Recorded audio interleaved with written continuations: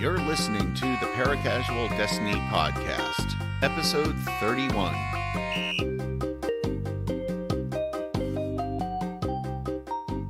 Hi, everybody. I'm Sooltime, and you're listening to the Paracasual Destiny Podcast. And I am here with Salliebug. Salliebug, can you hear me? I can hear you. I'm right here. And also, we're joined by Romancegirl. Romance, can you hear me? I can hear you. Good morning. Right. Welcome. And also Greenstego. Hello, hello. Good morning. Good morning, Stego. How are you today? I am doing just fine. Okay, so we are off to a late start this morning due to some technical issues. We were broadcasting for a while, but probably on a different stream key or something. And so now here we are finally on the air live on our YouTube channel where you can find us every other Saturday morning. It's like Saturday morning television all over again, only in the form of a podcast talking about Destiny. A lot has happened in 2 weeks in terms of the Guardian Games events and some other twabblicious things that have come out in the community from Bungie, all sorts of good stuff. And we're here today to sort of dissect and mull it over and offer our perspectives on some of these things. And I'm going to call on Salliebug to kind of start us off on the first TWAB highlight today. Okay. Well, we're going to talk about the TWAB from not this past week. We'll get into that in a little bit later, but we're going to start by just kind of, because the TWAB from the previous week, that was the 15th, was basically giving an introduction of Guardian Games and how Guardian Games was going to work. There was a trailer link, I believe, that everybody watched, or at least those who were interested watched, and then they went right into something. They went right into the. They gave us some links to the Guardian Games document. They had kind of like a guide, if you will. And so they were talking about it. Full disclosure, I'm just a little bit discombobulated because we started this already, and I feel like I've already said all of this, but not to nobody in particular. So if I'm seeming a little bit, because I have like some notes in front of me, and it's like, well, wait a second, I already talked about all of this, but not really. To anybody. About it not to our listeners. Not to anybody in particular. We were a little late this morning and we didn't hear, so I'll call you out if you're sounding too repetitive. Oh. Sounds good. So anyway, we're just going to talk a little bit about Romancegirl and Stego. Have you done any of the Guardian Games at all? I like Guardians games. Guardians games.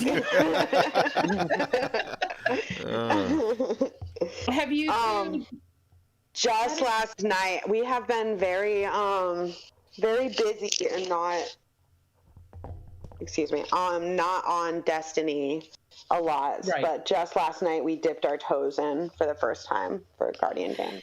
And I'm going to say the same thing for Sooltime and I. We got an LFG from some clan members who wanted to run through Deepstone Crypt to try to finish off their collections from those. And shout out to Ghost, who we finally got Eyes of Tomorrow. If anyone in our clan deserves it. So now there's three of us. Definitely. There's three of us. Oh, and a little dig at our other clanmates there too. So I enjoy that. Don't deserve it. Yeah. Well, I only say that from my perspective because every time I put something in LFG saying anyone when looking for a third or anyone want to help us with this, he's like within seconds the first one to come on and say, "Sure, I'm there. I'll help you." So, Yeah. we know that we can kind of always depend on him to be there for us. So I feel like it's like wanting to give something back to him and helping him get Eyes of Tomorrow is certainly I feel like a way of helping so much in our clan and always being there. For sure. He deserves it. Getting a little emotional now. So let's talk about Guardian Games. Let's talk about what it runs very similar to the last one with a few tweaks. The first thing you do is you go down, you talk to Zavala, you talk to Ava, you have to pick up your class item. We Sooltime and I talked to each other about the aesthetics of the class items quite a bit. But let's talk about them again. Sooltime, which... No, let's start with the best one. We'll start with it. Well, and that would be the Warlock class item that's on fire. Because everybody... No, yeah, the Warlock ones, they've already won Guardian Games in terms of the best class item. I do like the class items being on fire. I do have to say that. If something's on fire, how is that not cool? I mean, it's so cool. Yeah, Flames make everything cooler. Flames do make in college cooler. Greenstego had a flame beanie. It was the coolest. Yeah. All right. So we want a picture of that. You know what? I do have to admit, I do like that one quite a bit. But I also I kind of like the window cutout aesthetic of both the Titan and the Hunter. It's more prominent in the Hunter cloak because it's obviously longer. It's larger, yeah. And the cloaks are just amazing, and capes are amazing anyway. I like that window cutout aesthetic. I really do. All right. Better than the fire? The cloak, I'm not a huge fan of this aesthetic. You don't like the cutout? The see-through cutout? I can appreciate for what it is, but it just does not go with my Guardians look. Oh. Right. I mean, it's very gaudy, I would say. Yeah, I mean, I'm going to say all in all, in terms of the aesthetic, like the red, yellow, blue color palette thing, I'm not really into. I get it because it's supposed to look kind of Olympic and competition. Yeah, exactly. Kind of sporting feel. And that's not an aesthetic that I usually go for. But I appreciate because I like that window cutout thing, and I like that because we don't see that the lion and the cobra, we don't, and the bird. Yeah, that imagery does come across very very cool. And you don't see those images as often as you could. So I do like that they're very prominent. You've got the phoenix and the cobra and the lion. I think Stego voiced his opinion with his actions last night with spending of bright dust. Ooh, on what in particular? Let's hear about this. On the cosmetics. On the cosmetic. I've got bright dust to burn right now. And nice. I was seeing some Guardians running around the tower, rocking the Guardian Games Tess Eververse ornament set. And the class item on the ornament is like glowing. And with the Titan, they also have like a little visor glow bit going on. So took the plunge. I'm sporting the look. Bought the full set. Well, you can't really buy an individual piece. If I could have just bought the class item, I guess. You're kind of you're kind of getting me wanting to get on and do it. So you're kind of selling it. Another thing I'm going to say about Guardian Games. I'm going to say it about Guardian Games. hold on to your seats, people, because we're going there. It could use more. More loot. I think that it needs novel activities. More novel. I want it to feel like the Olympics, and right now just doing a strike with other classmates. I mean, the same class. Yeah. And picking up laurels that drop. That doesn't feel. I don't feel like an Olympic athlete doing that. I mean, I will say this. And we did talk about. Let's talk about like the thing that they did add, and that was the medal case. So at least you're not just running around doing activities and picking willy-nilly. Willy-nilly. You are doing that, but at least you have a focus, right? You can have a focus, and that's based on the medals, right? You pick up the medal case, and that gives you it's a start of giving you kind of some perspective, a focus on what activities to do. Now, what Stego was talking about is those activities are kind of but let's keep in mind, Stego, that this is just a free live service. It's free to everyone. No, I think, but he's probably going more on my idea, which was to have like dedicated events, like, you know, you could, instead of a strikes playlist where you're playing with the same class, you could say that it's, you know, the strikes event and which class is going to win strikes, which one's going to win the crucible event, which one's going to win the gambit event. Like, you can use pre-existing activities and still structure them to make them feel more Olympic-like. I kind of understand what I understand the idea behind it's like, okay, go into a strike playlist and you can play with all other hunters, so everybody's dropping hunter laurels and you're picking up as many laurels as possible. But I kind of like the idea of doing the opposite, always putting one of 3 class in each strike, and then at the end of the strike, whoever got the most laurels wins. Oh my God! Talk about salt. That's pandemonium. That does feed into my other complaint, which is I was playing Battlegrounds with Greenstego last night, and there were laurels flying everywhere, and I was like, so I guess it would behoove me when you die to not revive you, so you don't get as many laurels as I do. Pandemonium. And it slows you down on your medals bounties. I'm just gonna put on my double dodge, go in Viz, and pick up all these laurels that are surrounded by enemies, and you guys can't do it because you'll get stomped. I love it. Yeah, I mean the laurels. I mean, I'm sure you like aren't shared across. It's individual, but right. They drop for me, and then they drop. Like, it'd be crazy if it was like modes where you were stealing laurels from other players. Right. I like that idea. Right? That'd be really funny. More competitive.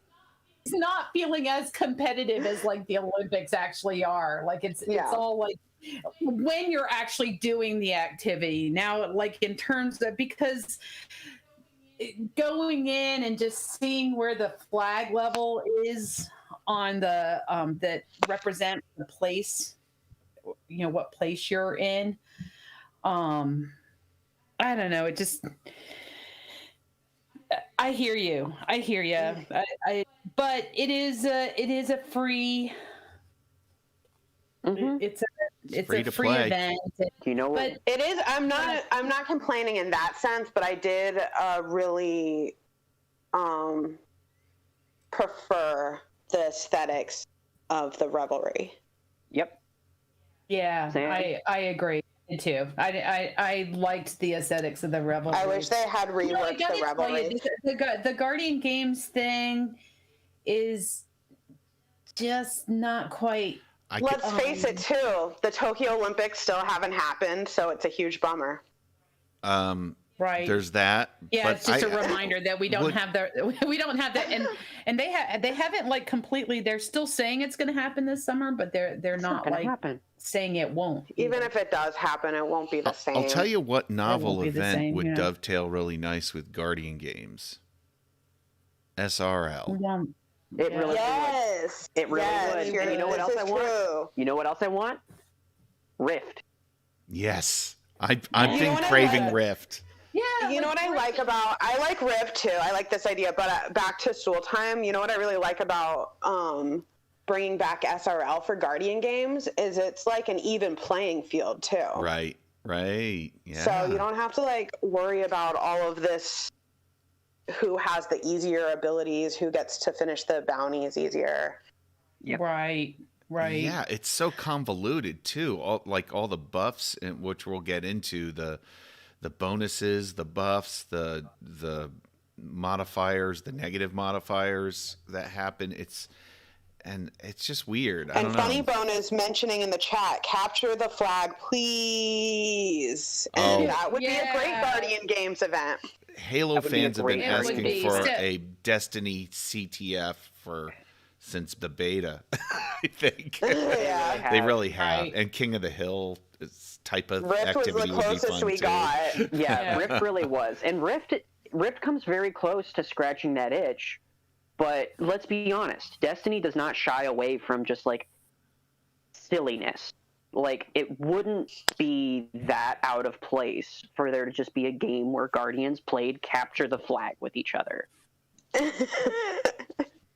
It just wouldn't be that Right. out of place. No, you're it wouldn't. defending it lore wise. I don't think that anyone No. was actually bringing that argument, but I'm glad that you're covering your base there.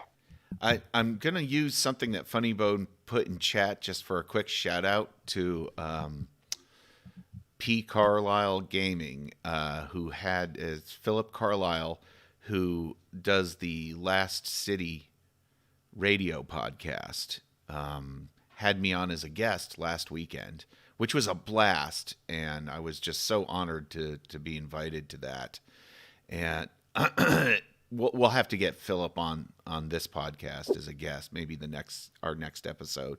But one of the things that came up in our discussion, we talked a little bit about SRL, was what Funny Bone just suggested: a 3-way Crucible playlist, 4v4v4, or even 3v3v3, and all light classes are matched for a team. That would be kind of cool, especially if they brought back some of those large combined arms maps, with vehicles that we had earlier. I think that would be there's so many things they could do that would be novel, and that's the key word. I think, Stego, when you said that, I was like, yeah, why not?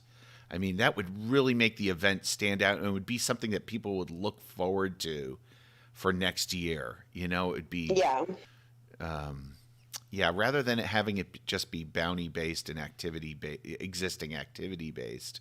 It's a great idea. I think they could stand to listen to that kind of feedback. Yeah. Mm-hmm. Yeah. I mean, I don't hate on the live team, and I really do appreciate the free events. It just adds a little flavor when the season starts to get a little dull sometimes. Sure. Yeah. It is what it is, and you just kind of, because it's free, Yeah. you take what you get, and take what you you get. don't even have to interact with it. You can just ignore Sure. There's plenty of Eva other. if you It's want, not like there's but- not enough stuff for us to do in this game. You know what I mean? Exactly. I will you say could just- thank you for them bringing back Heir Apparent and the Yes. class items, because Yes. I didn't get those last year, and I am always so appreciative, because in the past it's taken them longer than a year to bring back these things we miss. Yeah. Well, let's talk a little bit about how this live event is going to work, right? So we've had our first ceremony. I'm assuming Hunters won, right? This Yeah. past week. And so based on the winning, there are some modifiers, right, that happen in the strike. So nobody had a modifier in these first few days, but Yes. now there are modifiers. Right, the buffs for that the come strike up. playlist, for example. Yeah. I have those Right, up on the so- screen, by the way. Okay, so you've got the for the gold, health, shields, and recovery are increased, and your kinetic weapons deal more damage. So you get a buff for getting. Got some buffs here. Yeah. Oh, these are buffs. So- There's buffs and debuffs. Right. Right, Well, let's so- talk about the buffs here. For gold, Right, you and do then- get the health, shields, and recovery, and kinetic damage. And then for silver, elemental damage is increased. Melee damage. But recharges only fast. from Guardian. Is this right? just for the strikes playlist? I think so. I think this is just the Oh. strikes playlist. The Guardian game strikes playlist. Right. I think Guardian so. game I strike don't think playlist. it's every because it doesn't make sense that it would be in like that they would put that in Crucible or Gambit. Or just any Yeah. PvE, you know. Yeah, Right. I think this Right. is just that strike playlist. And then in the bronze, the grenade abilities deal more damage and recharge faster, and also elemental damage is increased. So those are the things that you get for those medals. Now the debuffs. I don't know but I don't know how do you get those medals? Is that just like based on your score, how many laurels you're picking up? That's based on your ceremony. class's standing from last week. Oh, your class is standing. Okay, the got it. previous week, So from the like Friday all ceremony. right, got it. So In hunters all have the honesty, gold. that- Titans I have can get, yeah. Let's get into the Right. debuffs. Well, Yeah. Yep, and yeah, the put debuffs that are a little next more one up on the complex screen. anyway Right, because the they had to use a table to describe them. Yeah. The thing that I didn't understand much about the debuffs is that it says there, if you look at the text on the bottom, it says silver classes only get the modifier from the bronze class below them. Gold classes get a combination of both silver and bronze. And if you look at, I'm just going to look at the Titan, for instance. If Titan's in bronze, combatant melee attacks deal more damage. Mhm. And then for silver, it says combatant melee attacks deal significantly more damage. Yeah. But then it says gold classes get a combination of both. Well, So maybe they'll deal even more damage. Does it So, stack? Does the silver stack? significantly It might more, stack. and then Okay, I'll you're just get into it now then. and then This is for a strikes playlist, which is already the easiest PvE activity in the entire game. All of these debuffs and buffs aren't going to matter. Yeah, I've Ooh. heard people say that. Right. I've heard other people with that take on it, but except for I the haven't radar done it being yet. disabled. No, the radar, even for these Even strikes that's that not you gonna know, matter. like the back of your hand, and it's Yeah. these levels of enemies, It'd be it's just one not thing going to matter. it'd be one thing if there were like completely different strikes that we hadn't done before. Or if this was a harder activity, Right, or if it was like in Yeah. Nightfall. like these were like legend lost sectors or something. Or I don't know. nightfalls. You know, even nightfalls. Yeah. You know. Like Yeah. Nightfall level strikes. Yeah. But again, it's like it's But there's something you didn't mention, Salliebug. Let me just go to the guide really quick. Isn't there something about a 10% permanent buff? Yeah, That's for the if- yeah. for the class in last place. That's for scoring. that's for scoring. And that's just I don't know. last the rest of the week, or No, the rest of Guardian games. but it doesn't So I stack. don't know who came in last place. I'm assuming Warlocks. I think so. Yes, it does stack. I'm assuming that it does stack. So It does if stack. Warlocks come in So if Warlocks last come in place last again, place there's this going to be a week. 20% buff. Yeah, so you see like there's a catch-up mechanic. Which means you have to work twice as hard to stay in gold, basically. So if you I could, mean, not twice as am I hard, just wrong in some thinking percentage harder. there's a possibility that if you mix all this stuff together, it's just a roll of the dice who's going to win? Almost. I think that's how they've designed it. That's literally how they're like working backwards from that. They said that. They said Okay, we wanted to okay. come up with I a mean, what they system did- where Alright, any class could win. So I'm when you're I'm working starting. backwards from that. That's I am starting what you're to. doing. I am starting to understand it better as we talk about it. That's I why, mean, yeah, and that's why I would At want. least Sorry, it stop. did- Go ahead. just just think Michael Phelps coming back and like in the last leg of the butterfly, of the That's what they 200 butterfly, and just whizzing past everybody else That's what they and want. touching the ball, right? It's like that. You want to have that. You want to have a built-in Michael Phelps as a 10% buff per week. Right? Yeah, Because he would be a hunter. Because No, he's too big. The thing is that they're trying to give that feel for that competition, because what fizzled last time was everybody saw early on that the Titans were going to, like, there was no way of bringing it back. So everybody just kind of said and stopped participating. So, yeah. I know whether I think that's why they shouldn't do a class versus class activity. Right. I just don't. I'm just not inspired by it. But maybe that's because I'm not a competitive person at all. I mean, for me, it's still just the fun part is picking up new things that land on the ground, because it's like, oh, you've added something new for me to do in this thing I've done over and over and over again. So, yay, at least now I get to do something.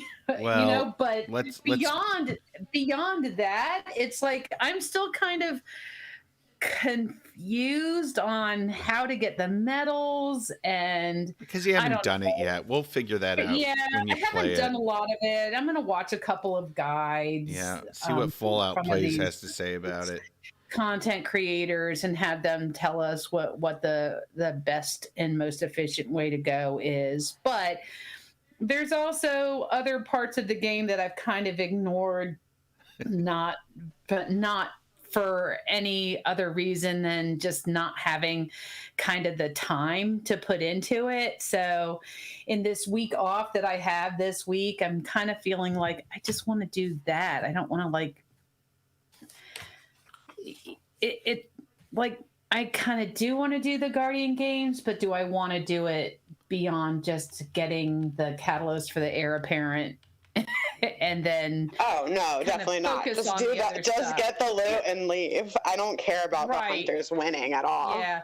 I feel like I feel like that's kind of this. I don't know. I don't know how other people are feeling about it as well, but that's at least my point of view. Is that I just go ahead, Stego. I would say that the event is unfolding to be just a way to add a slightly different flavor to your bounties, basically, that you're turning in, as you're still doing your regular things. Mm-hmm. So just when you log in and play Destiny, you also pick up, you talk to old Eva, you pick up some different bounties, but you're still basically doing the same thing. Yeah. Old Eva. Well, you just got to remember to turn those medals in, I guess. And you got to turn the medals in before your case gets full, because then those medals go away, right? It's not like they don't stack or anything. So it's like, do I just, as I get medals, just go and turn them in? Might as well. Like what's the use of like keeping your medal case or trying to get your medal case full? I don't know. It's too convoluted for me to it's really try to figure it out. I'm with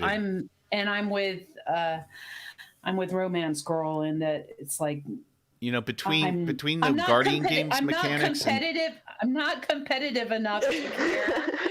Between the Guardian between these mechanics for the Guardian games and what we see is coming out for Transmog, I'm wondering if there was like a study done and it showed that video game players, if they have to make more than 2 or 3 choices, they just buy the stuff. So they made these like 4-step processes. Let's face it, the most exciting any of us have felt was was Stego going to Eververse and getting the Eververse stuff. So I'm gonna do it. I'm gonna do it there, Sooltime. All right, let's move on. I think we've talked enough about Guardian games. Can I just we'll give come can I back in a give our couple of casual weeks. gaming audience a warning about the laurels? We talked about this before Yes. on our false start this morning. Yeah, beware. Don't get laurel greedy, especially in tight situations like nightfalls and raids, because we've had a few guardians die going after laurels. And I think it was. I can't remember whether it was Logan or Nicholas, but one of them died getting laurels. That was my first thought of who it was. And I said, Logan or Nicholas. But you know what they said?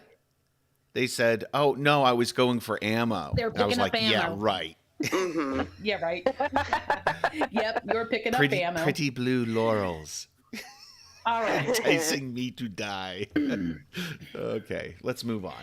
So, the other things that happened the other things that were from that TWAB was that the Proving Grounds originally, they said you had to have the season pass and Beyond Light, but they've changed that now to an either or. Either or. Thing. Either or. Yep. So, so if you're an either or listener, then get in there and right. So you can do it. if you bought Beyond Light, and then you can do the Proving Grounds. But also, if you didn't buy Beyond Light, but you did the Nightfall, the season. What? No, that you bought the season pass instead, then you have the Nightfall, the Proving Grounds Nightfall available to you. Because originally it wasn't available to you unless you had both. I think that's the way it worked. No, it was. And So happy we were able to clarify. Yeah. That satisfied about so- 1% of our listening base.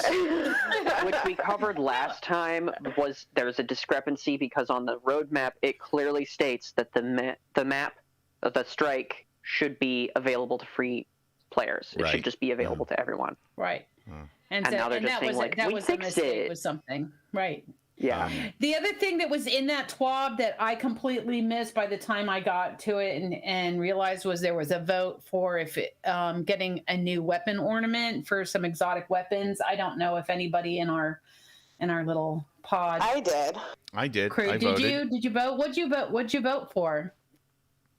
Trinity Goal, Telesto, and Risk Runner. Okay. I did Trinity I'm Goal. a basic bitch. Yeah, I did Trinity Goal, and I also did. Oh gosh, now I can't remember. Graviton Lance. I did do Graviton Lance. Thank you. You know me. If I had gotten to the vote, and I didn't realize there was a time limit, so by the time I got to it, it was closed. But I think I would have done Merciless, because I feel like that gun needs a little love. Some love. I think it's because a good. it's a good. So it's a good if they make an gun. ornament, your backwards logic is they would buff the weapon as well.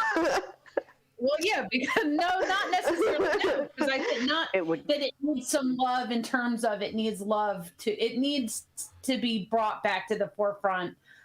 This is a decent gun and a decent choice in certain situations. I think it still could use a buff. You think it's already good and it just needs a light. It just needs a spotlight. Only because of power creep and how much better other exotics are these days. I want to say we've recently seen a Cross video where he said that Merciless was better than people gave it credit for. Yeah. Right. But the thing is, it can still be good, but it's not as good as Lament. Or Telesto. Right. Or Telesto, and it's just not going to get the exotic slot. Right. I just remember loving it, doing a Leviathan with that. I had a lot of fun with it. Yeah, got us at killing those dogs, right? Yeah, or those things that come floating out on the chain in that room. I would always use my Merciless on them. What exotic would you choose a new ornament for? I think they've taken it down, haven't they? Year one exotic. They have, and I didn't vote. The choices were I told him to Crimson, vote, but he Fighting didn't do it. Graviton Lance, La Monarch, Merciless, Risk Runner, Skyburner's Oath, Sunshot, Sweet Business, Telesto, Trinity Ghoul, and Vigilance Wing. I wouldn't mind a better ornament for Sweet Business, like a sci-fi ornament. Yeah, I like that idea. I mean, honestly, the design team always kind of seems to do something really amazing, so I wouldn't mind one for any of those, quite frankly. So Yeah, it'll be interesting to see what comes up. It's nice that they're doing that kind of thing, though, that they're it's fun. They let us vote on which aesthetic we wanted for the next Festival of the Lost, and now they're giving like if you wanted new ornaments for certain weapons, which ones would you they choose? also had a Twitter poll for Witch Trials map. Oh, did they? I missed that completely. So that's interesting. It's interesting that they're at least trying to. They're surveying.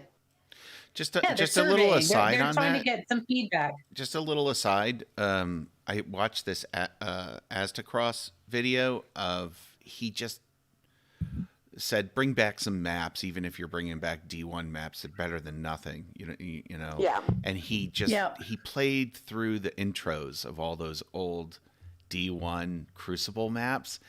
And I realized how much fun those were. And I got really nostalgic, but beyond that, I also felt like I've gotten a lot worse at PvP. Because like they would show a map and I just had memories of like owning with Tlaloc or my little toaster oven rocket launcher. I forget what it was called. I got really attached to it, and I saw the map where I would always use that. And I was like thinking, man, I have not played like that in 6 years, 5 years. And I feel like now I just go in and I'm like KD 0.5, 0.6, getting owned, bottom of the table every match. I don't know what's happened to me. Probably just because I'm getting older. My reflexes. Well, it's different matchmaking, and we also played as a group a lot more. It's a lot easier to find grooves when you're playing with teammates. I agree with that. And that's the way I like to play anyway. With Crucible, I like it best when I'm playing with you guys or somebody, you know. But it wasn't that there were more options too, right? I feel like there were more options. There was just like, is that the same as what's going on with the quick play playlist? I don't really go into that very often. The game has changed because players have gotten good at it too. So, you know. Right. I think that, I don't know. It's also, well, they said that they're going to address this in the future, but there was more gunplay in Destiny 1. There was now dominated by abilities.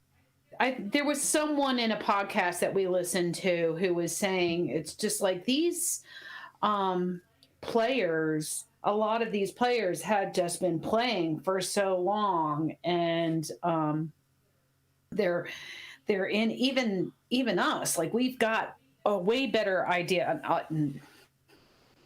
Full disclosure, I still really suck at Crucible and probably always will.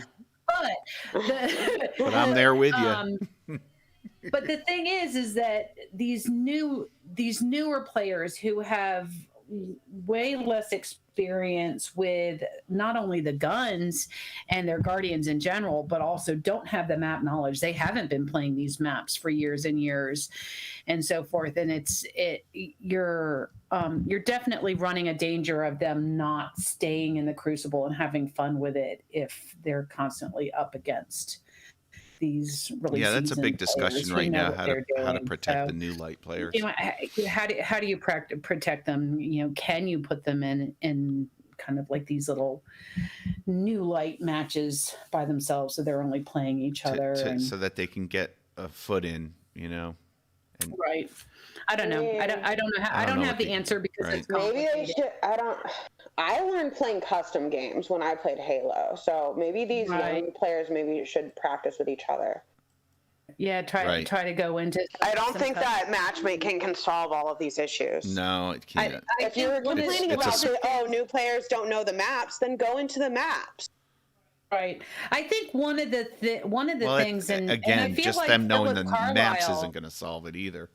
So I feel like I'm saying it's that's just true. a piece. Yeah, it's one of many moving parts. I think Philip Carlisle kind of touched upon it when you were guesting on his podcast Sooltime, in that some of these new light players just kind of need someone to take them under their wing and help give them like mentoring. That's who that's what Shahan But you is could for. say that about any human being, about anything. Well, yeah. I agree with the sentiment, but it's true, but it's just like, you know, I don't know. Are you saying should we have something structured like that in the game? Is that what we're proposing? No. Oh. No. I'm just saying that he's just saying that he is probably still playing the game due to this older guy who kind of mentored him and took him through his first raids and so forth. And definitely for raids and PvE activities, you can mentor. Yeah, especially raids. But I think you can mentor. Actually, I don't know about PvP though. That's I wish difficult. this guy that we're I got mentored. I cannot remember, but he was a he's a guest on The Last Word, and I wish I could remember it so I could give him a shout out. But one of the things he does is almost like this PvP workshop type thing. Ill physics.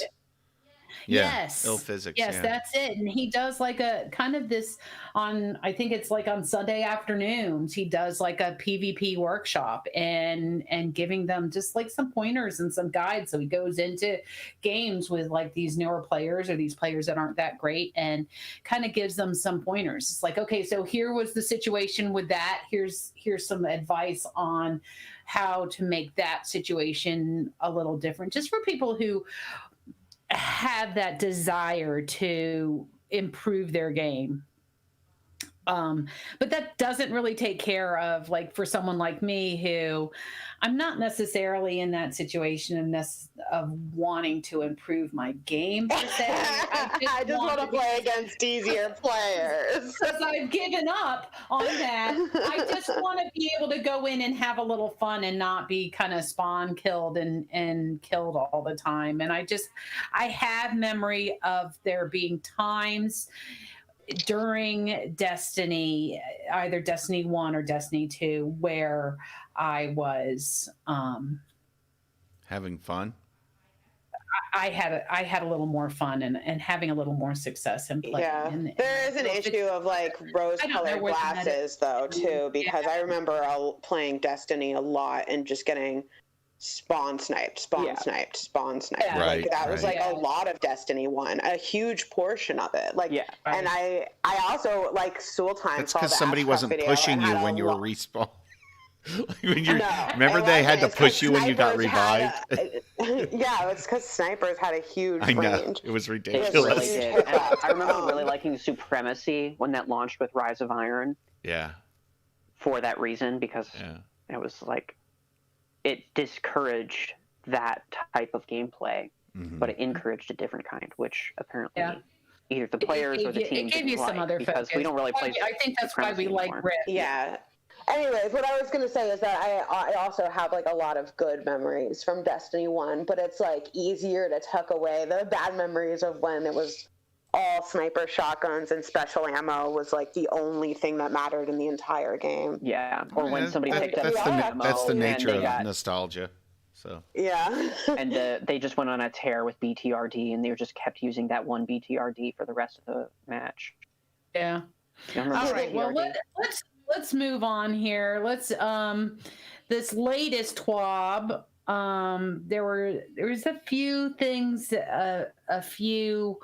things that they mentioned before they started talking about Armor Synth, that all the Nightfalls are up and available now. So for any of, I think we do have a couple of clan members who are definitely looking to get that Conqueror title. So it's available. Certainly not from any of our casual perspectives. It'd be nice to do one, right? Do one Grandmaster and say I've gotten through it. It is not. That is kind of on my it's on my Destiny 2 checklist of just being able to do one Grandmaster and see if I can get through it. Wow. But because I haven't been able to we tried before, but I feel like other members of our clan have kind of figured it out and are better at the game than me. So maybe they'll carry me through. I don't know. At any rate, but if you are one of those, if you're trying to collect the I think the Nightfall specific loot, like the Palindrome and the Shadow Strike, and what is it, the Swarm? Do I have that right? Yeah, you do. Those three? Mm-hmm. I have no idea. They drop from they don't drop just from the Grandmaster. I just think you have a better. I guess the Adept one only drops from the Adept. Yeah. Right, but with that being said, the those three weapons are going to be pulled out of the loot pool in next season, at least initially. And since they're on a 3-week rotation and we're on the last 3 weeks of it, if you are looking to get at least, if not the Adept Palindrome, but just a regular Palindrome, that you need to do the Nightfall sometime this week and farm for it if you're looking to have that in your collection. Noted. That it'll be coming back eventually, but not. And there were 3 things that are on this 3-week rotation. So the Nightfall loot is one of them. The other one is the War Table mods. If you've been ignoring that all season, I can't imagine anyone who actually has the season pass and has been participating in the season but it's a friendly reminder in the TWAB that if you haven't been buying those mods, that go pick them up from the War Table, because they're also on a 3-week rotation. So make sure over the next 3 weeks that you've picked up the mods from the War Table. And then the third one is the Presage scannables. There's a Triumph associated with it, and those are also on a 3-week rotation. So make sure you get all the scannables from the Presage for the next 3 weeks. If we want to do that, we got to do that now. If you want the Triumph. So I was kind of saying, I've got most of them, but I still need one. Why don't they, like, in the last 3 weeks, just open them all up? But it could be that they just can't do that based on the code. Well, for the Glycon, it's going to continue probably cycling because that's not going away. But it's part of the seasonal. I think the Triumph's going away. Deal. Yeah, the Triumph's going away. But I'm saying that the Glycon is staying. So if they messed with the cycle, it would mess with it for the rest of its. Do you know what I'm saying? Like, it's going to stay. So it's not like you're not going to ever be able to get the lore. It's just that you wouldn't be able to get the seasonal Triumph. The seasonal Triumph. I don't think that's it. I think that seasonal Triumph is associated with the seasonal title. The seal. Mm-hmm. Right. So if you were, because it's FOMO City, I think is a little harsh. It's just a Triumph. Yeah, it's not. Yeah. It's not. There's gonna be some things that they can't have everything in the game be right. If you were looking to get that title, it's part of the title. If you were looking to get the seasonal title, it's part of the title. And quite frankly, the seasonal titles are the ones that are the easiest for me to get, right? Because most of those are. Yeah, but you wouldn't call it FOMO that you're not allowed to get the seasonal title after the season ends. Yeah, no, I don't. That's a little overboard.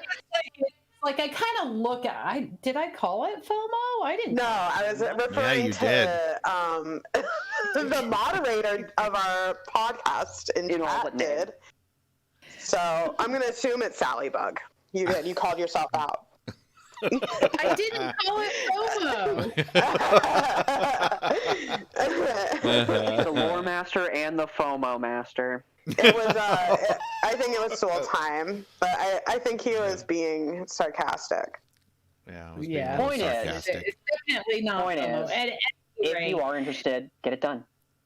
right. If you're looking And to while get you're that at it, seal and get haven't good. done it, you now Yeah, you true. now know about Why don't you already have it?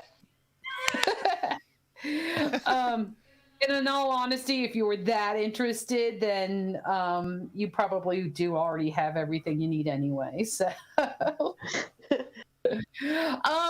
and then the last thing in this week's TWAB was the biggest thing was the armor synthesis and talking about how that was. Ooh.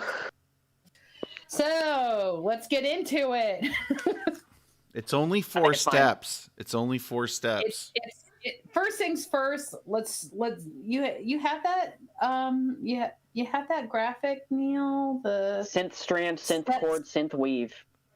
In that do order. you have it all up there? It's all Yeah. up there. Do you It's have all the up there, synthwave so- music cue?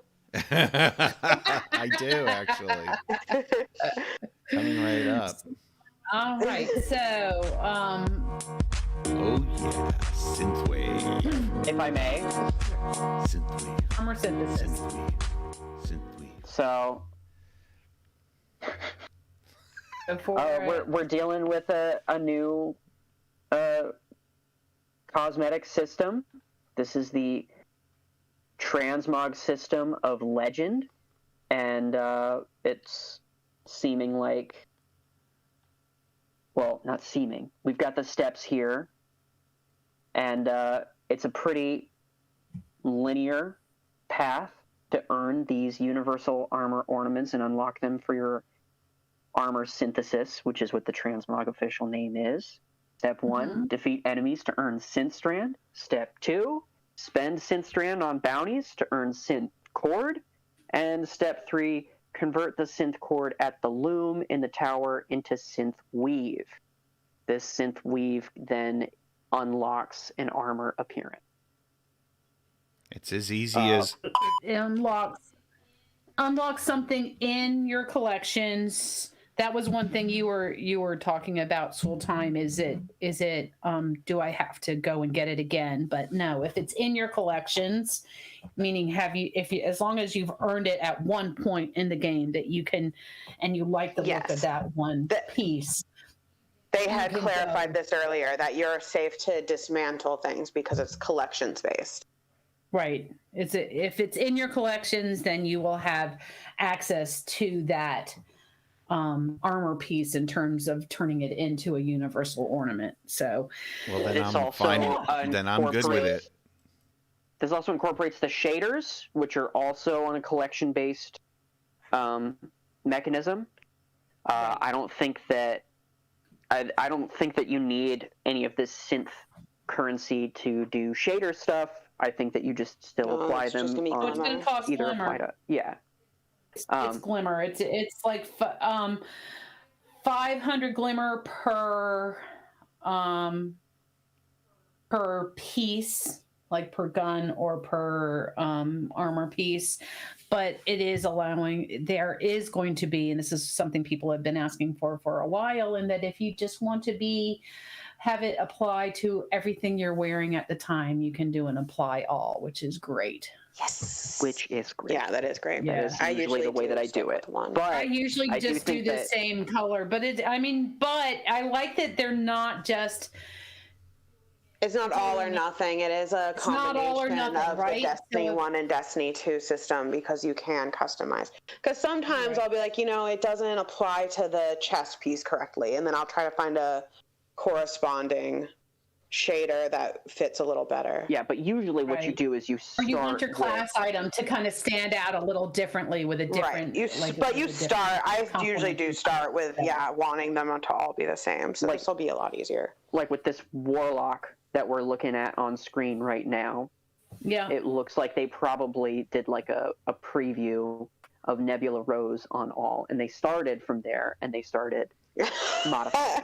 And I'm only saying that because Yeah, two of them are Nebula Rose, Okay. specifically the armor, Yeah. the chest piece.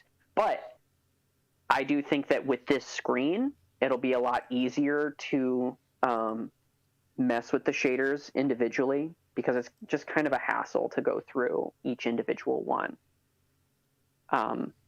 under the system as it is right now. What are your thoughts on the actual system of earning synth material? I think For me, go ahead.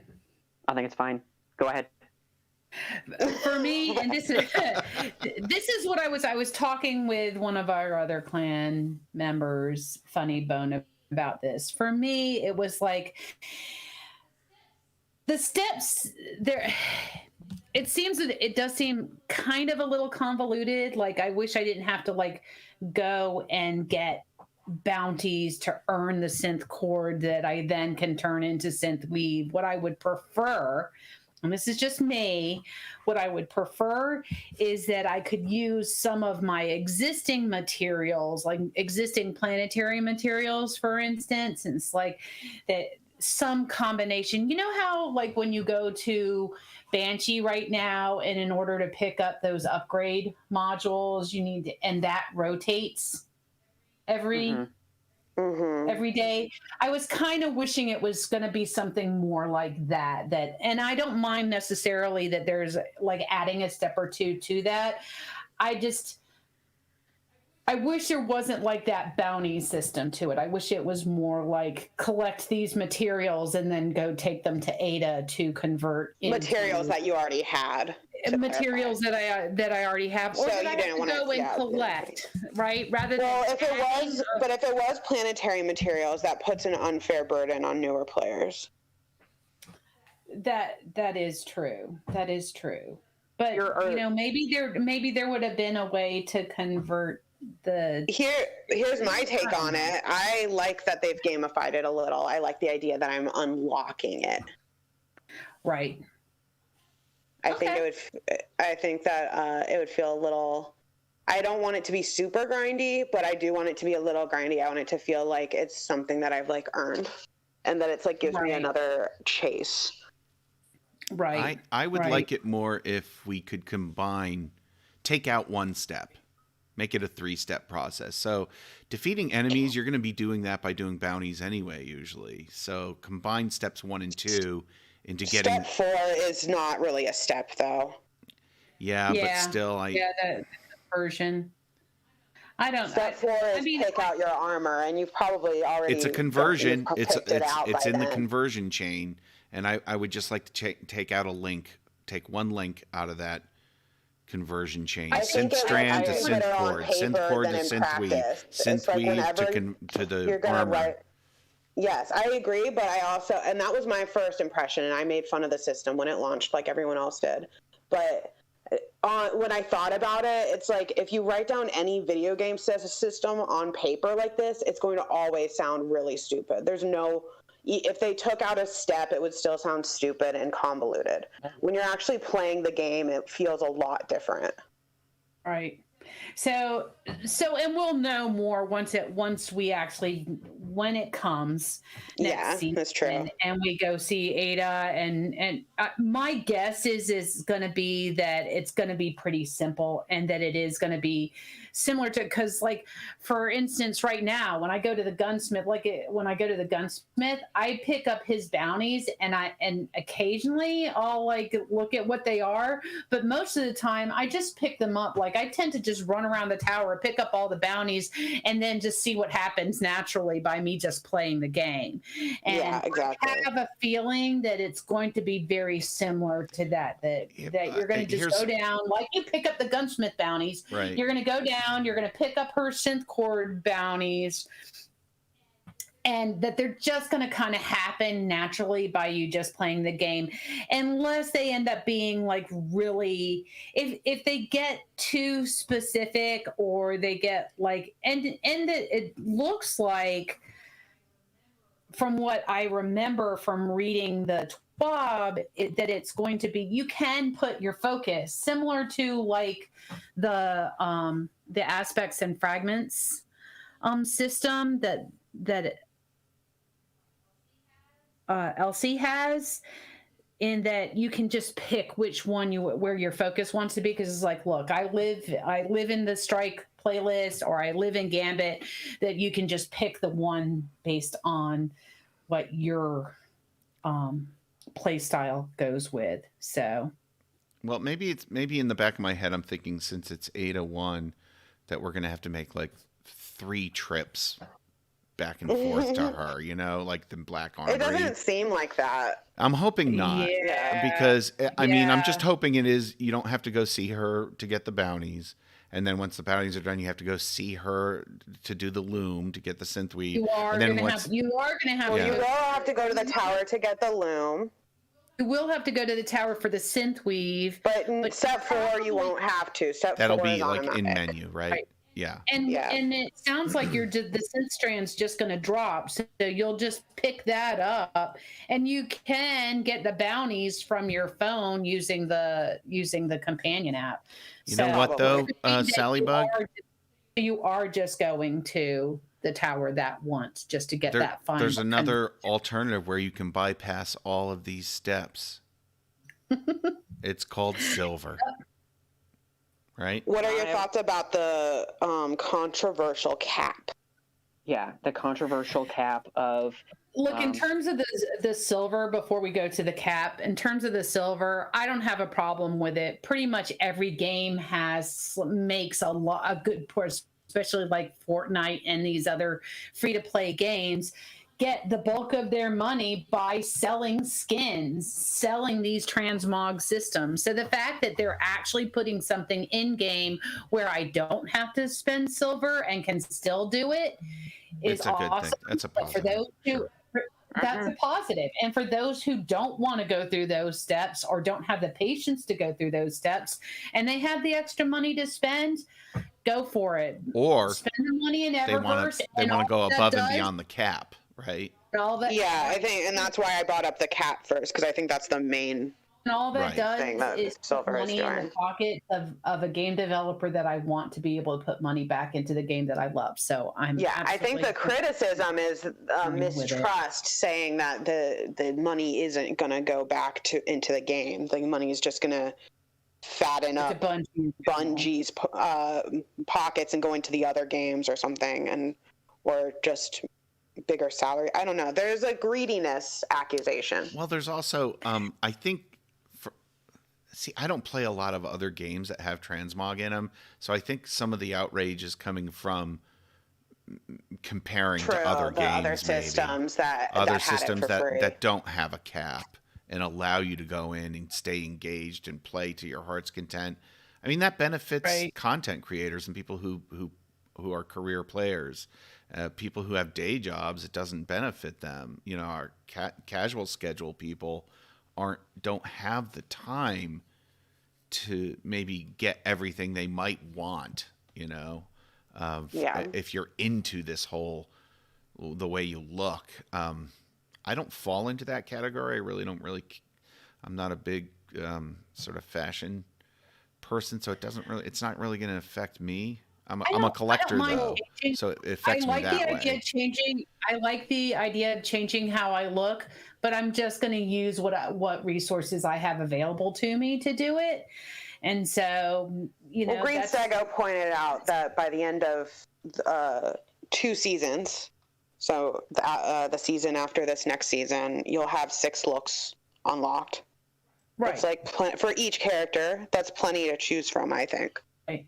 Or if all you really care about is your class item, for instance, and as a hunter, exactly. I like my cloak the most. I could just unlock 10 different cloaks and just say, now I have all of these different cloaks that I can choose from. See, I don't remember when they... Personally, go ahead.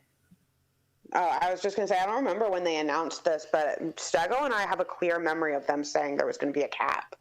And so my confusion is that, I guess it is a communication error on Bungie, but they did definitely announce that this wasn't going to be an unlimited system and that silver was going to be involved. They were upfront about it, but I guess just it went under the radar because it wasn't the full transmog announcement.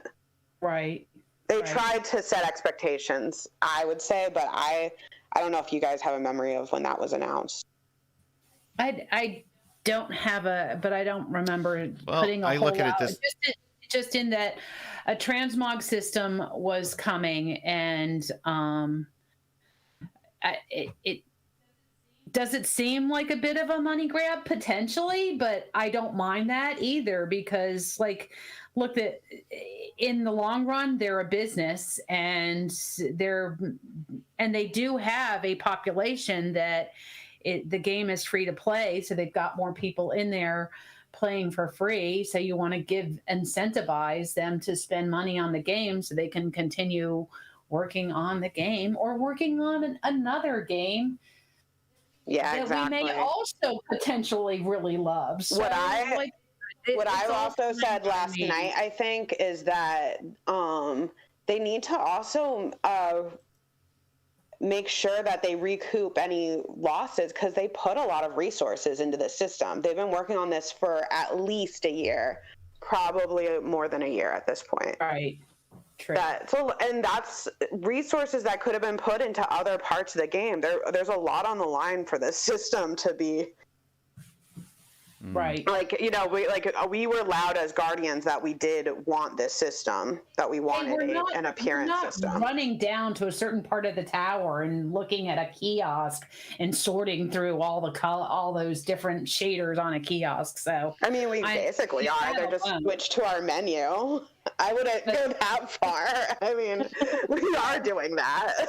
We're going through them on the menu, but first of all, just looking at this page that's up on the screen right now, look at how many shaders are available that you can look at versus like what is it, like 12 or something that you can see when you're going to the appearance right now. But I do want to hop on here while we're looking at this. There is no way that this is the full shader system. Like these are all the shaders.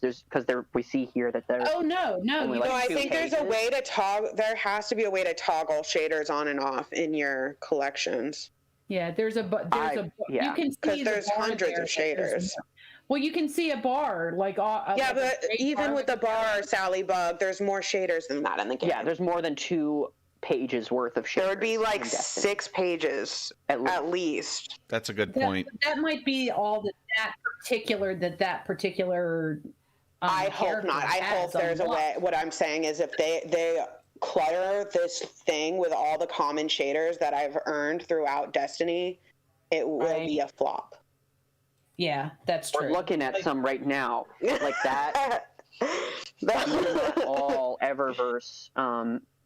Year 1 ornaments, like that one at the top right of the Year 1 logos, that's not Viced Shimmer. That looks like either like the uncommon one, and like the ones to the left of that looks like the uncommon. You're really getting into it.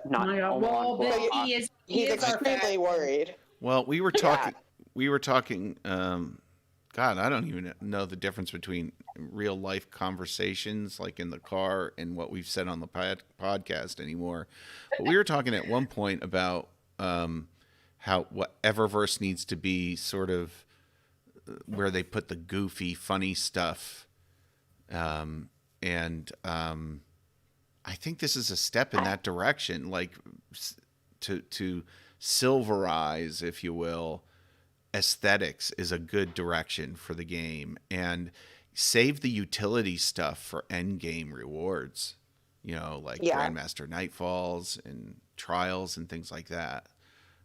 Well, I would also add on to our last podcast. We, I think, all agreed that more aesthetic rewards need to be earned in game for there to be more incentive for those players. Yeah, absolutely, absolutely. Yeah. But if Eververse is going to serve as anything, I think Transmog is a perfect fit. Yeah, I agree. Yeah.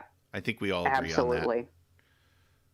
And I don't mind the cap. So I think as casuals, the cap doesn't affect us as much. Doesn't affect us that much. But I could see where people who thought they were going to get every transmog they wanted in the first week when this dropped were disappointed.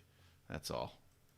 Yeah, and I saw Paul Tassi saying like they better not screw this up and say that there's a cap, and I was just like, they already did said there was going to be a cap. I don't know why. He's becoming more and more fake news by the day. I think he's just spreading himself. He plays so many video games. He doesn't have every line of TWAB memorized like I do. He's spreading himself thin these days.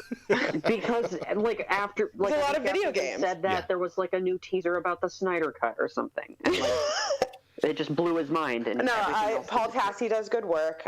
Just saying that he missed that little tidbit about. They did announce this cap. So if y'all were gonna have outrage, But in his favor, I wish that it was earlier. to his defense, wasn't that article a few weeks old? He might have written that before they came out with that. I don't know. No, he came out with that article don't and know. that It video was pretty recent. recently. Oh, Yeah, okay. recent. All Yeah, right. it was like a week I ago. mean, in all Yeah. honesty, in terms of the cap goes, like it's like they want like everybody wants everything. Like and I saw like outrageous numbers. Like it would take 30 years at that point to unlock everything. It's like You do guys don't really want rare universal unlock ornaments. You don't want your old everything? rare Right. gear. Like, Yeah, like, this to me, this what kind of gear? seems like You absolutely want to have the choice of all of that different gear. There's a ton of gear in there.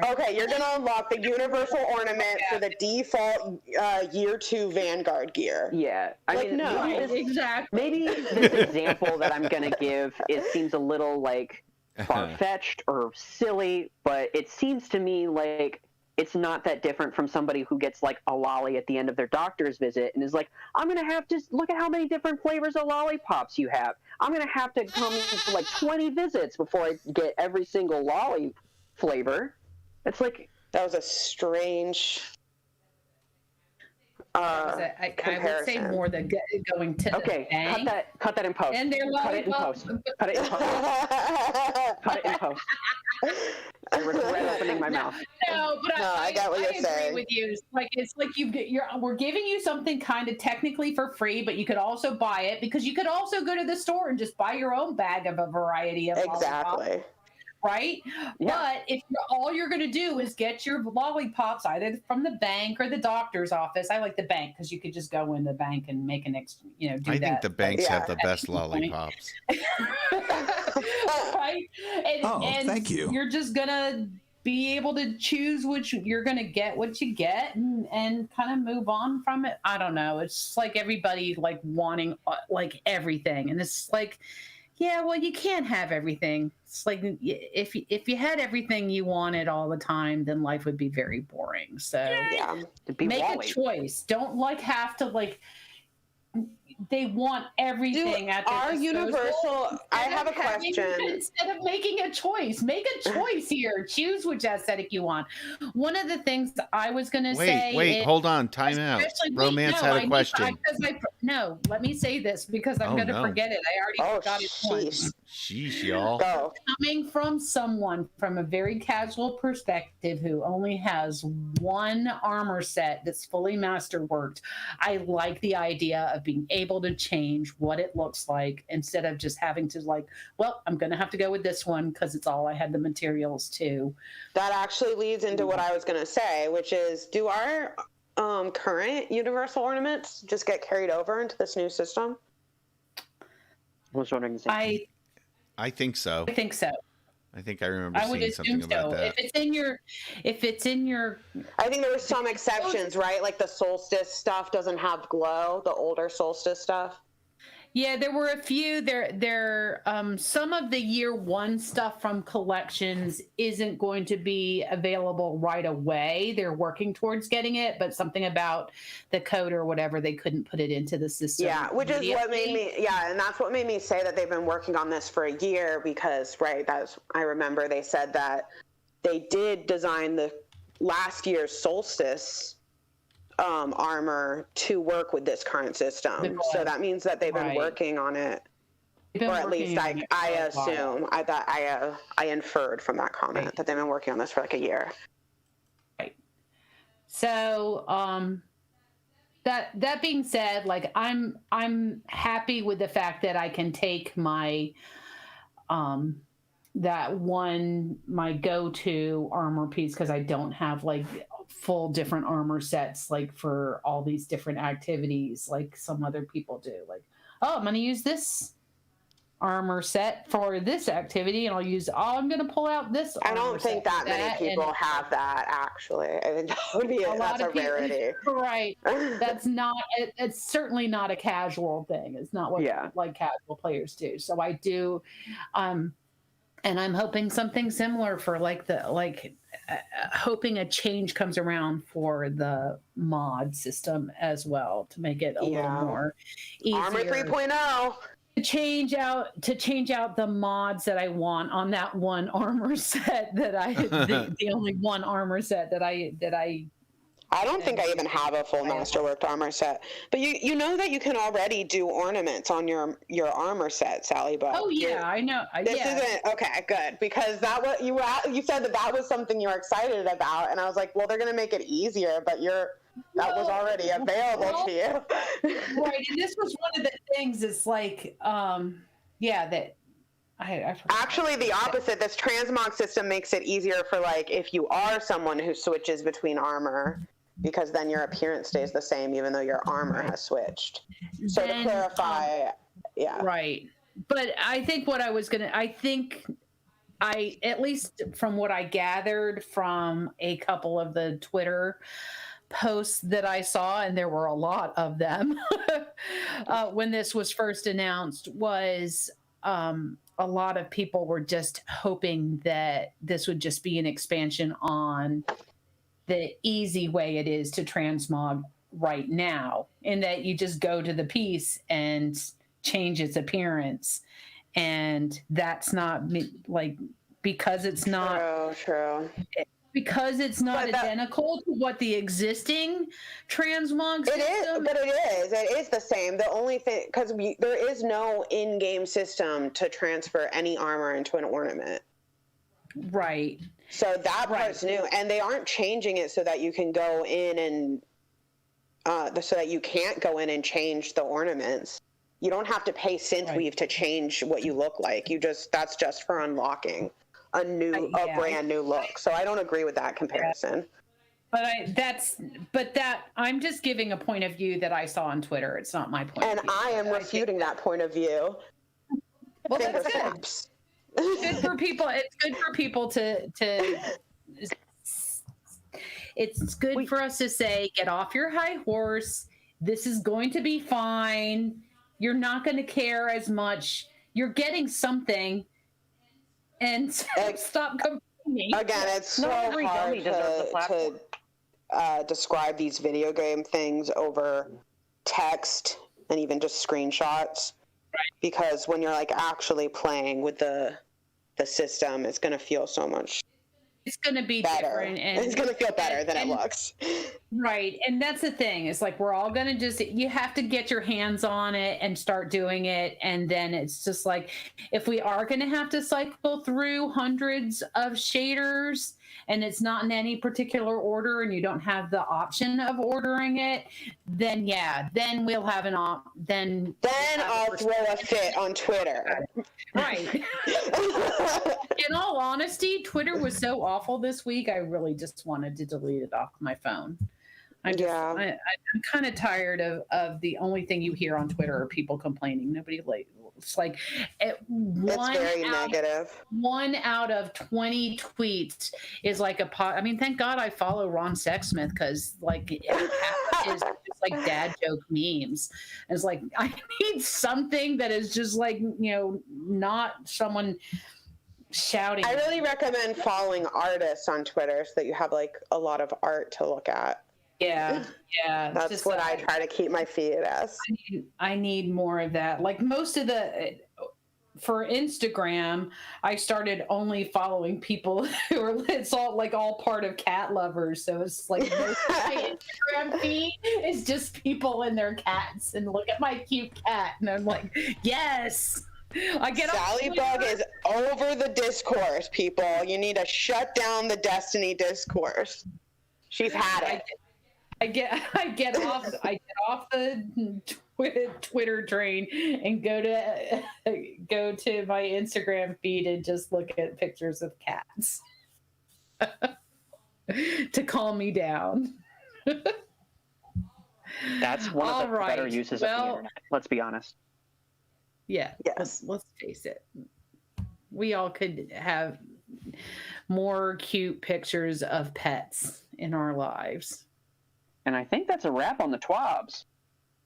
That is a wrap on the twabs. I think we were not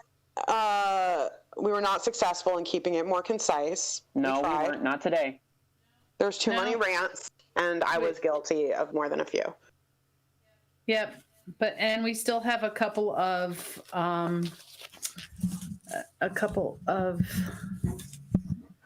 regularly scheduled programs segments that we're going to go into.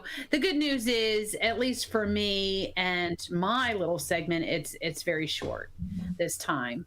So we could do a little bit of a kind of a skip of the coffee break and just talk a little bit about what coffee you're drinking. What coffee are you drinking, Stego?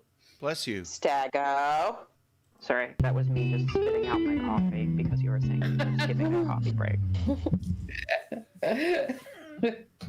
What coffee are you drinking, Stego? What have you got?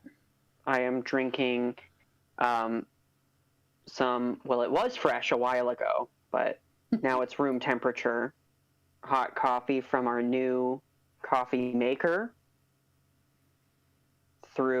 with a fresh grounds from a local coffee roaster in a new burr grinder. It's great. I feel like a little barista. Thank you to Salliebug and Sooltime for the new coffee maker. Yes, thank you. Quite welcome. And for the beans. And for the coffee. Yeah, you had to experience what we were experiencing. Except I haven't had the beans from your local roaster, but going local, I don't think I will ever go back. It's so good to have fresh roasted beans. They're delicious. They're magically delicious. Yeah, and we finished ours a while back. So, but good coffee. Good coffee, folks. It's good coffee. All right. So is it time for our special segment, Salliebug? It is. It is time for our special segments. Our first one, as longtime listeners are familiar with, is A Touch of Grimoire. Take it away, Salliebug.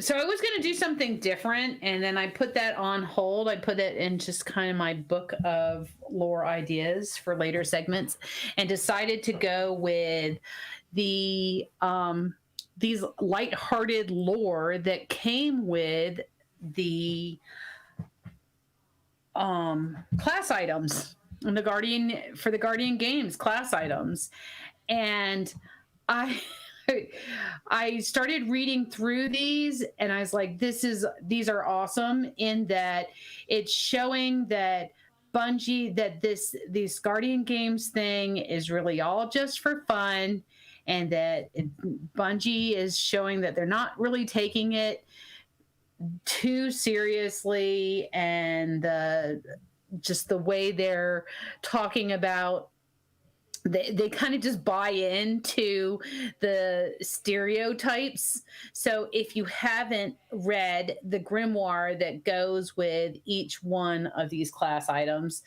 go to it. You can find them on, again, I seem to point him out pretty much every podcast, but Meramorphic has done an audio version on his YouTube channel, so you could go there and just listen to it. You can always go to Ishtar Collective or any one of the other lore sites that will where you can read it. And but these are super fun, and the one that I enjoyed the most was the one that Greenstego is going to read for us. So take it away, Stego. Lion's Pride. And this next quote is from Lord Shack. With fists like those, who needs guns? Everyone else, that's who. Lord Shax. Prakash sat on his gray hornet, parked in his usual spot at the base of the tower. The former guardian was holding a kimchi burrito purchased from a food cart with one hand while scrolling through Crucible results with the other. Guardian games always brought an influx of bettors, and he needed to know which fire teams had the hot hands. It was shaping up as a banner year for gambling. The bookie's hulking bodyguard, Tolnik, was leaning against the tower, looking at Cabal pinups. The ex-Corsair clicked his tongue in warning. Prakesh's attention shifted from the burrito to a trio of enormous titans lumbering toward them. A glob of kimchi plopped onto his fur vest. The fire team leader, a Sunbreaker, loomed over the bookie. You got something on your hair shirt. Prakesh tossed the remainder of the burrito over his shoulder, splattering the side of the tower. Yep, that's alpaca. He crossed his arms over the stain. What can I do for you? The sentinel stepped forward. We want to bet on the hunters to win the game. Prakesh's eyebrows shot up. Really? Do I smell a fix coming in? This is huge. He leaned forward conspiratorially. Zavala's not in on it, is he? The Titans glanced at each other in confusion. The striker spoke up. No, we want to bet on the hunters. The bookie frowned. Yeah, you're betting on the hunters because you're going to throw the matches. Their blank helmeted stares prompted him to clarify. I mean, your plan is to lose on purpose, right? The Sunbreaker looked taken aback. Titans never lose to hunters. Yeah, we're much better at fighting, the Sentinel affirmed. Hunters are always jumping around with their little knives or hiding in smoke. He waved his arms around frantically. But I just put up my wall, and then Tanish punches them. Like, really hard. It's true, the striker proclaimed earnestly. I can punch super hard. So, your plan is to win, Prakesh clarified. The trio nodded emphatically. Then why, the bookie asked slowly, are you betting on the hunter? The sentinel scoffed. Element of surprise, my man. They'll never see it coming. He and the Sunbreaker fist bumped. But all bets are confidential, Prakesh explained. We wouldn't be here if it weren't confident. The Sunbreaker bragged. Prakesh pinched the bridge of his nose. He was developing a headache. I mean, all bets are secret. Nobody will know what you wagered. Obviously, the Sunbreaker condescended. Wouldn't be a surprise if everybody knew. The Sentinel tapped his massive finger to his temple. See? Warlocks aren't the only ones who come up with clever centrifuges. Prakesh threw his hands up in capitulation. Fine, I'll take your bet. He pulled out his data pad. But I want to be really clear. If the Titans win the Guardian game, you're never going to see this glimmer again. There's more to life than glimmer, said the Sunbreaker. I can't wait to see the look on their stupid faces when they find out. The bookie shrugged. Then it's a deal. Good luck in the games, I think.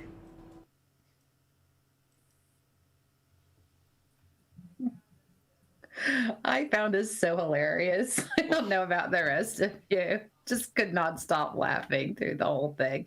It still makes me giggle. And if you read the other two, it's kind of the same thing. It just kind of takes on the stereotypes of each class and kind of makes fun of them. And it's funny and lighthearted and not deep at all, but super fun. And I tried to do a little bit of research to see if this Prakesh came up anywhere else in the lore, and he doesn't, and neither does his ex-Corsair.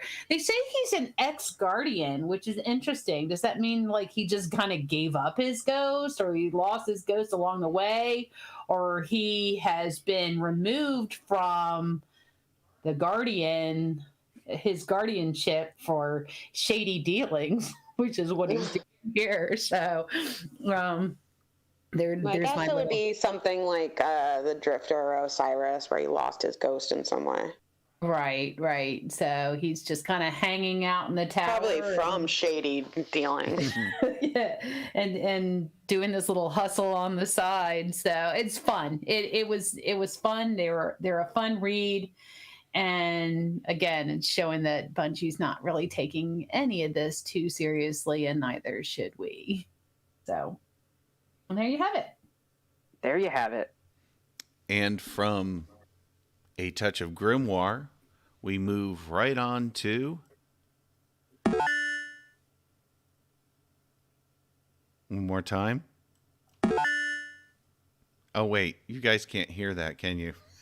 Nope. From A Touch of Grimoire, we move straight on to, you guessed it, Destiny Soundcheck. So on this week's, this bi-weekly Destiny Soundcheck, we are going to go for the obvious, play some Guardian Games music. There's two short pieces here. The Guardian Games theme song, and a shout out to Bresci, who uploads these things to YouTube. For the Guardian Games theme, Bresci says it's cool to have event music push closer to action intensity like tracks. He says you can still hear this during the Guardian Games 2021, so it's a reprise from the last Guardian Games, and it is entitled, well, just Guardian Games. So let's give it a listen.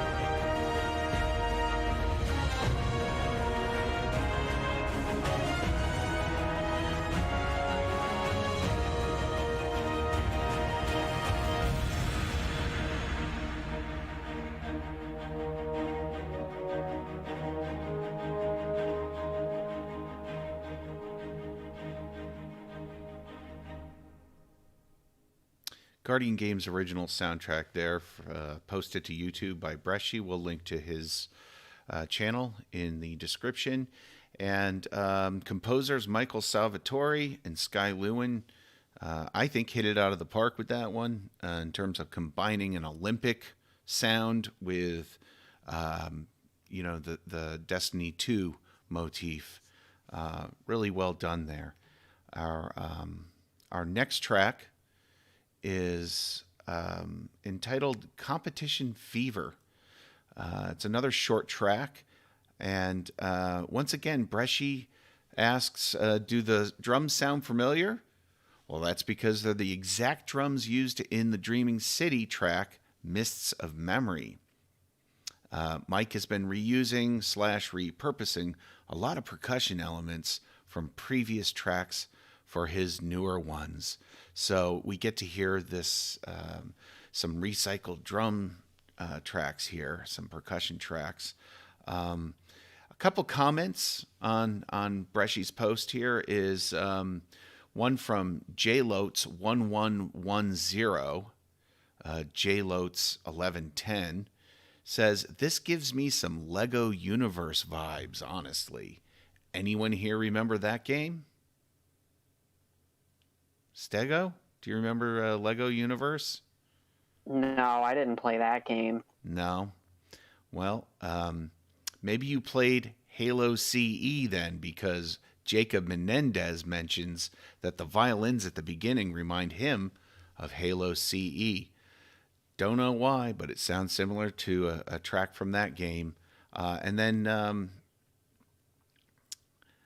Atomic Apples adds that it sounds like Behold a Pale Horse. That was his thought. So let's give this track, Competition Fever, a listen and see if it evokes any memories or emotions from you guys. Here it is, Competition Fever.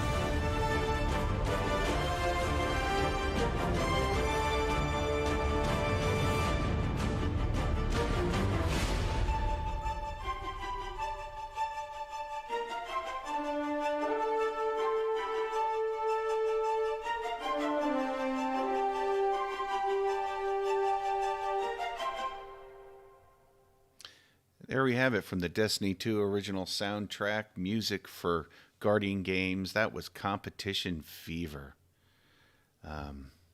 Great compositions, great music for our little live event here. And I did hear those Dreaming City drums in there. What a great percussion track as well. So that's it from this week's Destiny Soundcheck. Thank you for joining us. And I think that wraps it up for this episode of Paracasual Destiny Paracasual Destiny podcast. Any final thoughts or any closing ideas here? Has anybody been consuming anything outside of Destiny that they would care to mention? NDMCs, non-Destiny media consumptions. I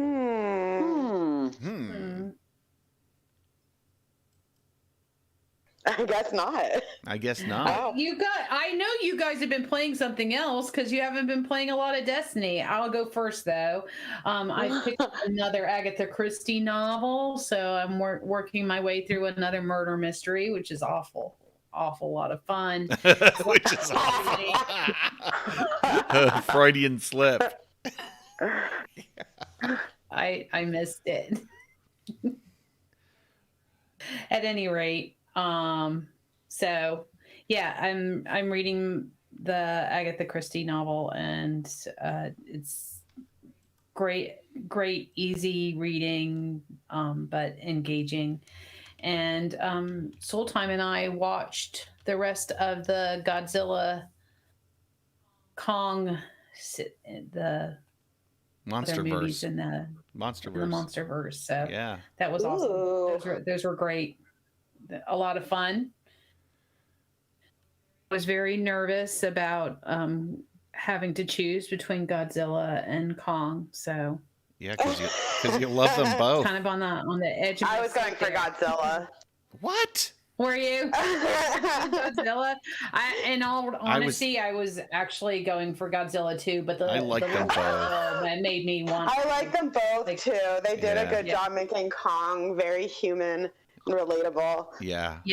But they knew that they needed to because we're watching Godzilla versus Kong. Like it's always. They both have big hearts, right? If they hadn't done that, everybody was going to go for Godzilla. Let's face it. But have you all seen Shin Godzilla? I haven't. Yes, I Full-time, have. have you? I have. I have. That's an amazing one. It's one of my favorites. I liked Yeah, it. Andrew Dodson turned me on to that one. It's very good. Shin Godzilla. What have I been doing? Oh, I marathoned the Circle France, or I've been marathoning the Circle France. Mm-hmm. It's like a reality television show on Netflix. Very It's trashy. definitely brushing me up on my French, but I've been watching with subtitles as well. Oh, very cool. What's it about? And it's just a cheesy dystopian reality show. Nice. I'll have to It check that is out because about- I could use a brush up in French as well. Yeah, I found the reality show. It's really stupid, but you really get that just like straight talking and picking up on a little bit of slang, and it's a lot of fun.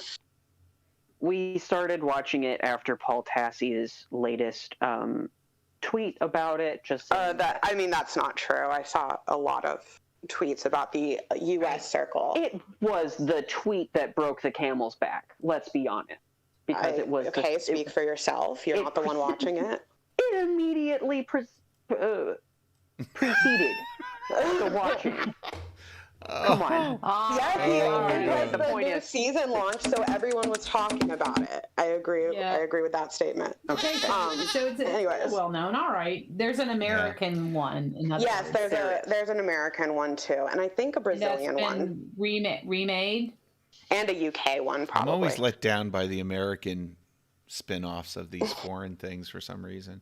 Anyway, I think in this case it was probably a UK, I think. So, anyways, I would say having seen both the American and the French one, they're very similar. There's not a lot of difference, except the French are a little more cutthroat.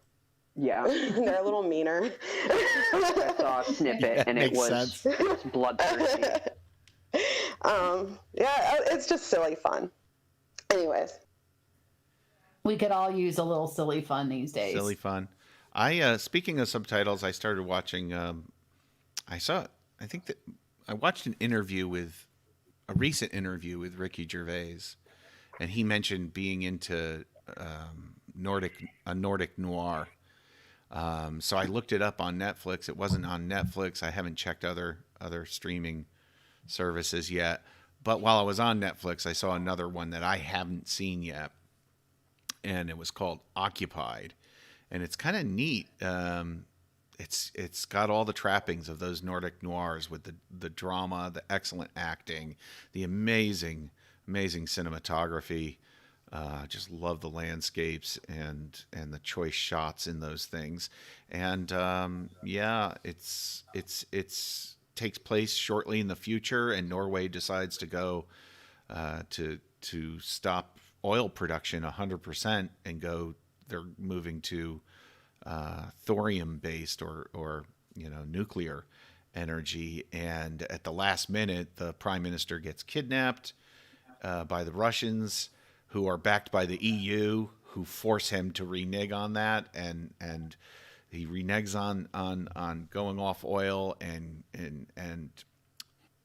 they're kind of Norway gets occupied by the Russians, and the Russians are pulling all the strings, and the whole drama centers around this prime minister trying to convince everybody, the public, the police, that they're not occupied by Russia when in fact they are. And it's great drama. Anybody who likes that genre, the Nordic drama, needs to check it out. It's really good.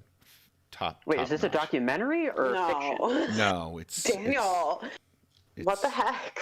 It's kind of sci-fi in the sense that it takes place in the future, and it's what if. I'm concerned he thought that was a documentary based on that I am description. too. That's very concerning. Feels real. Yeah, well, they make it feel real, because when I saw what it was about, I was a little disappointed, saying, how are they going to pull this off? Like an occupied Norway, But it's subtle, and they do it really, really well. And all the little political trappings and the logistics, and then you get the resistance movement going, and terrorist cells start popping up in Norway, and it's really kind of exciting.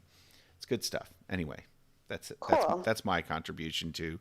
We did have a complaint in chat. Well, I wouldn't call it a complaint, but a notification. Yeah. Did I just hear a sheep from Richard O'Neill?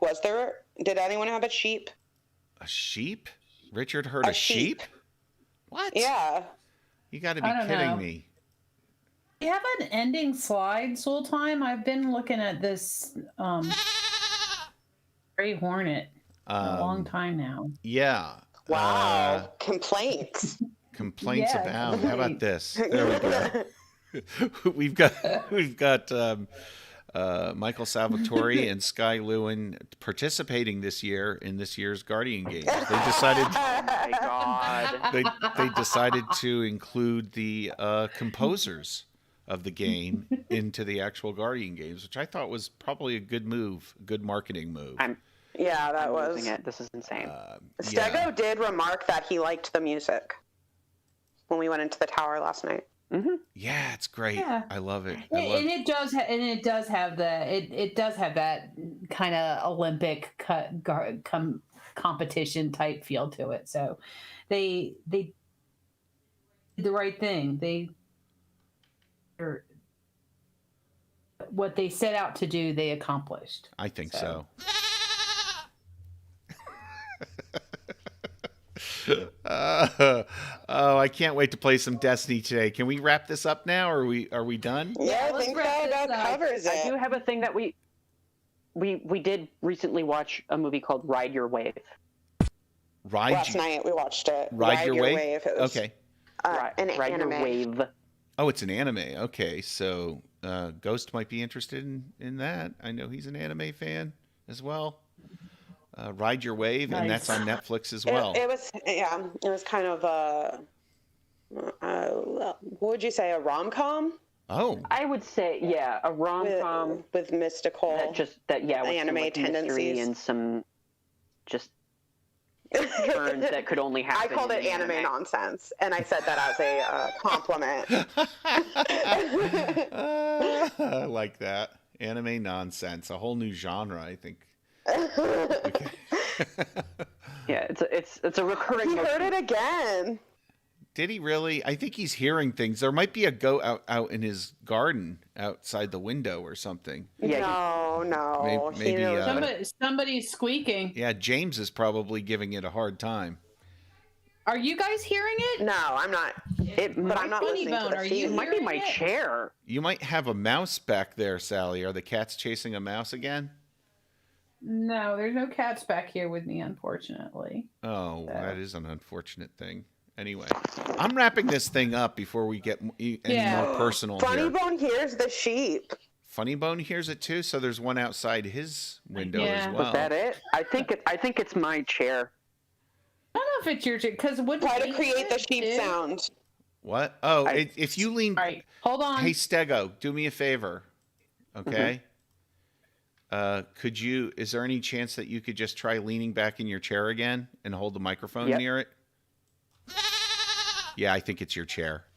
Yeah, it's definitely your chair is making a sheep sound when you do it. All right. I do also want to clarify while we're on Okay. On sheep. It was definitely his chair. The singular, I'm pretty sure, is Shep.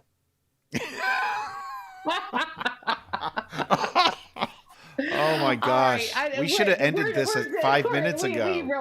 We absolutely We're going to have to do a second podcast centered around sheep sounds and other various barn animals.